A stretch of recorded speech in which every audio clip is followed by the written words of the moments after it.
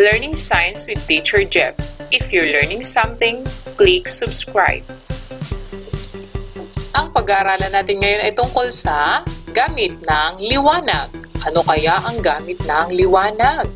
Okay, so napag-aralan natin yung pinagmumulan ng liwanag. Ito yung natural, kagaya ng araw, at yung artificial, kagaya ng mga apoy or ilaw ng flashlight, cellphones. Okay, so ano nga ba ang mga gamit ng liwanag mula sa mga natural or artificial na bagay? Iyon ang pag-aaralan natin ngayon. Okay, so ano nga ba ang gamit? Una, para makita ang ganda ng mundo. Ano nga ba ang magaganda na makikita natin sa mundo?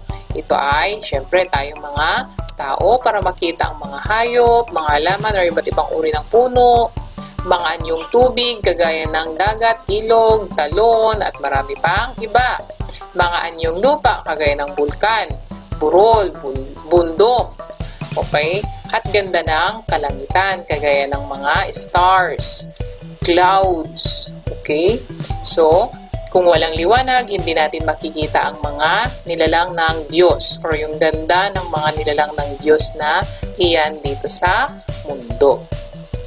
Next, ang number 2 ay para makita ang iba't ibang uri ng kulay. Kagaya ng pula, hindi natin malaman na pula kung walang liwanag. Asul, dilaw, puti, berde, at lahat ng iba't ibang uri ng kulay. So kung walang liwanag, hindi natin malalaman or makikita ang mga iba't ibang uri ng kulay.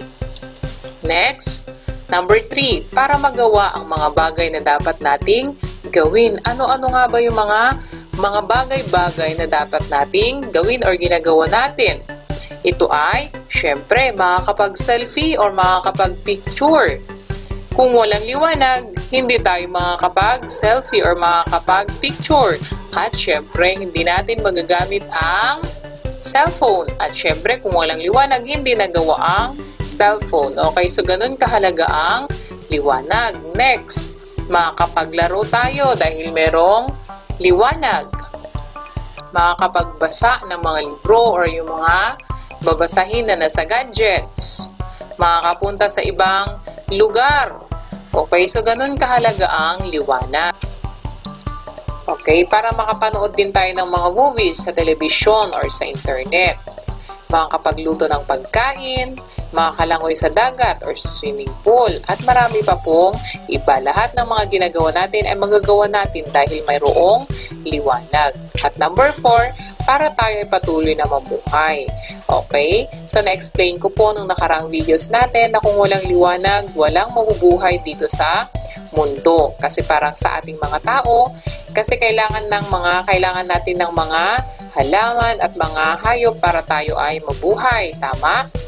Okay. So, walang mabubuhay dito sa mundo kung walang liwanag. Okay? So, iyan ang gamit ng mga liwanag na nagmumula sa natural at artificial na bagay. Okay? So, maraming salamat sa panonood at sana may natutunan po kayo. At kung may natutunan po kayo, pakiclick yung subscribe at yung notification bell para notified kayo sa susunod na video ni Teacher. God bless!